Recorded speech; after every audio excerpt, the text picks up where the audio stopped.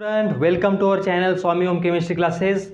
आज हम देखेंगे endothermic reaction and exothermic reaction. Okay, क्या देखेंगे हम? एंडोथर्मिक रिएक्शन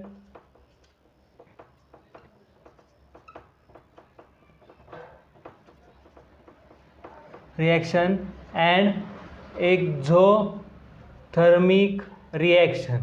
ओके, क्या देखेंगे? Endothermic reaction and exothermic reaction. तो first of all, what is endothermic reaction?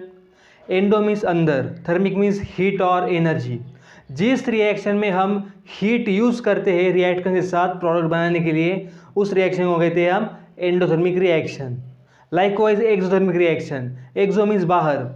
जिस रिएक्शन जब हम करते हैं, एक रिएक्शन करते हैं, उस रिएक्शन से कोई एनर्जी और हीट इवॉल्व हो रही है, तब हम कहते हैं उसे एक्सोथर्मिक रिएक्शन। ओके, तो क्या कहते हैं? द एनर्जी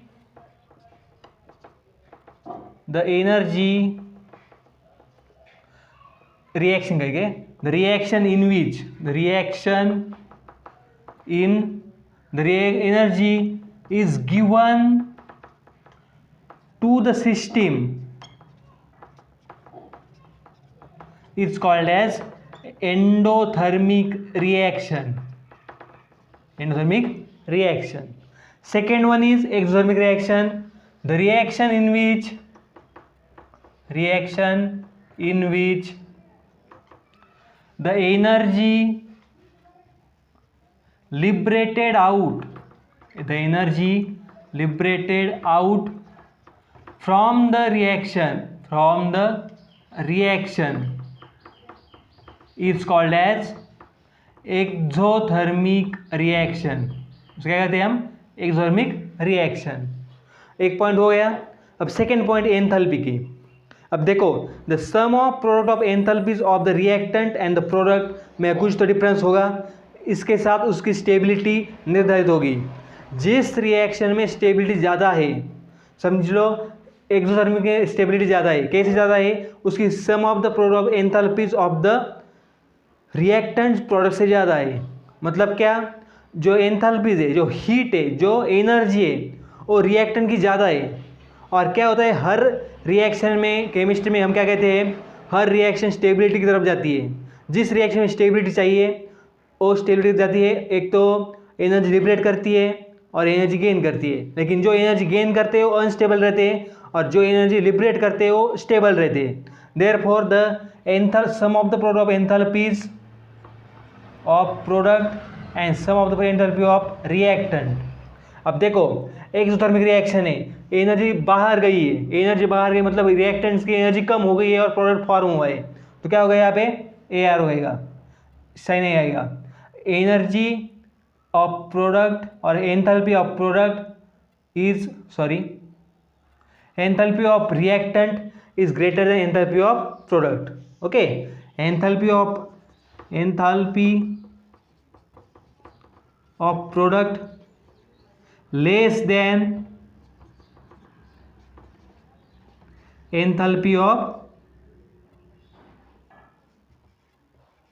रिएक्टेंट के एंथैल्पी के साथ। नेक्स्ट वन इज एंडोथर्मिक के लिए। अब दो इससे वाइस वर्सा है। कैसा? जो एंडोथर्मिक रिएक्शन है, जो एंडोथर्मिक रिएक्शन है, इसमें क्या होता है, जो प्रोडक्ट है उसकी एंथैल्पी ज़्यादा होती है रिएक्टेंट से। ओके, क्योंकि हमने सिस्टम को एनर्जी प्रोवाइड की है। Already reactant has lesser energy than product. Okay, तो क्या सिंपल सी बात है, enthalpy, sum of the enthalpy of reactant and sum of the enthalpy of product, in which क्या प्रोडक्ट की एंथैल्पी ज़्यादा है। Okay, therefore enthalpy of product is bigger than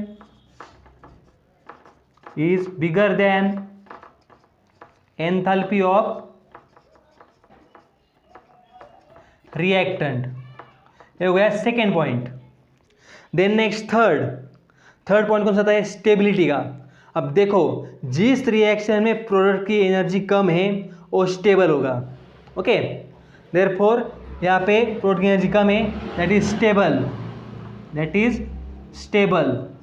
and जिस रिएक्शन में रिएक्टेंट की एंथैल्पी ज़्यादा होगी, रिएक्टेंट की एंथैल्पी होगी वो स्टेबल है। जिस रिएक्शन में रिएक्टेंट की एंथैल्पी कम होगी वो है अनस्टेबल, वो है unstable. Okay, the next point is, अब हम देखेंगे एग्जाम्पल देखेंगे।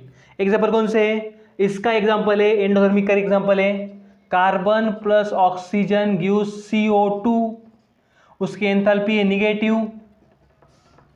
एंड एंडोथर्मिक का हो गया, एक्सोथर्मिक का रिएक्शन कौन सा है?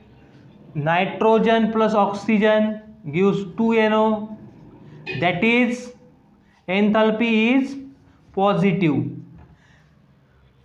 This is the main fact about endothermic reaction as well as exothermic reaction. Okay, समझ में आया हो तो लाइक करें, सब्सक्राइब करें, शेयर करें। Thank you.